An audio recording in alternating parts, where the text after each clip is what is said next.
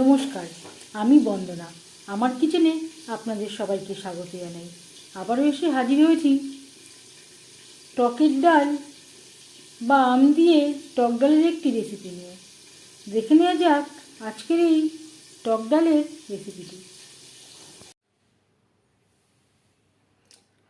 আম ডাল বা টকের ডাল তৈরি করার জন্য এখানে আমি নিয়েছি 300 গ্রাম মুসুরির ডাল। আমি এখানে ভাঙা মুসুরির ডাল নিয়েছি। আপনারা চাইলে গোটা মুসুরির ডাল দিয়েও তৈরি করতে পারেন।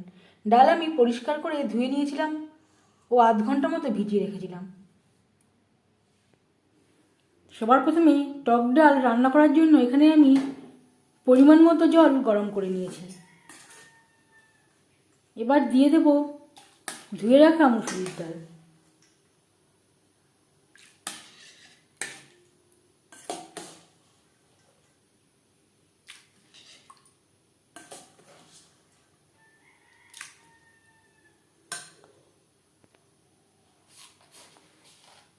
আর লাগছে স্বাদ মতো লবণ।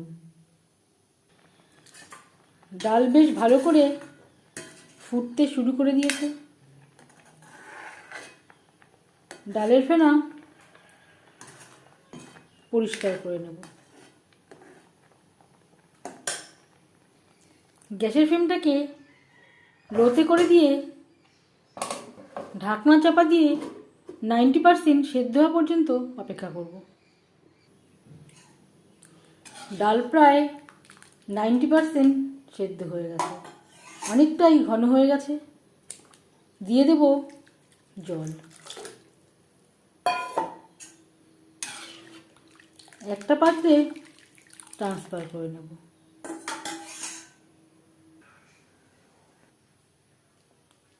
ডাল ফোড়ন দেওয়ার জন্য সরষের তেল গরম করে নিয়েছি। দিয়ে দিলাম 2 শুকনো লঙ্কা, যেটা আমি টুকরো করে নিয়েছি। লঙ্কা যদি টুকরো করে ব্যবহার করা হয় বা ফাটিয়ে ব্যবহার করা হয় তাহলে শুকনো লঙ্কার খুব সুন্দর একটা স্মেল আসে। লঙ্কা ভেজে নেওয়ার পর দিয়ে দেব সর্ষে। টক ডালে সর্ষে ও লঙ্কার ফোড়ন দিলে এর স্বাদটা খুবই ভালো হয়। সর্ষে যখন ফুটতে শুরু করে দেবে সেই পর্যায়ে দিয়ে দেবো আম। এখানে আমি 12 মাসে আম নিয়েছি। আমগুলোতে খুব টক, তাই আমি একটা আমই ব্যবহার করলাম। আপনারা ইচ্ছে অনুযায়ী আমের পরিমাণ কম বা বেশি করতে পারেন।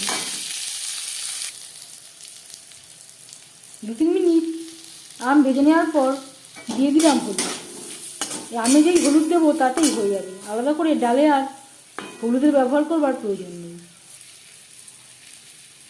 এবার দিয়ে দেব ডাল।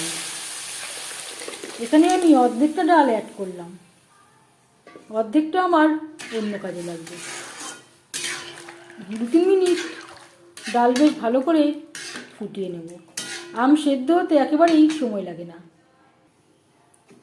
আবারও 3-4 মিনিট ডাল বেশ ভালো করে ফুটিয়ে নেব। 4-5 মিনিট ডাল আমি ফুটিয়ে নিয়েছি। আম ডাল বা টকের ডাল রেডি সার্ভ করার জন্য। ঠিকের ঘনত্ব এইরকম হয়েছে। শীত প্রায় শেষ, গরম পড়তে শুরু করে দিয়েছে। এই সময় টক ডাল খাওয়া আমাদের স্বাস্থ্যের পক্ষে খুবই উপকারী। এই আম ডাল বা টক ডালের রেসিপিটি কেমন লাগলো অবশ্যই জানাবেন কমেন্টের মাধ্যমে। যদি এই রেসিপিটি ভালো লেগে থাকে লাইক করবেন, শেয়ার করবেন, সাবস্ক্রাইব করবেন আমার চ্যানেলটিকে, বেল আইকনটা প্রেস করে দেবেন।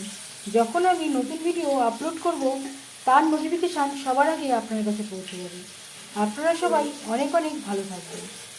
এই ভিডিওটি দেখার জন্য ধন্যবাদ।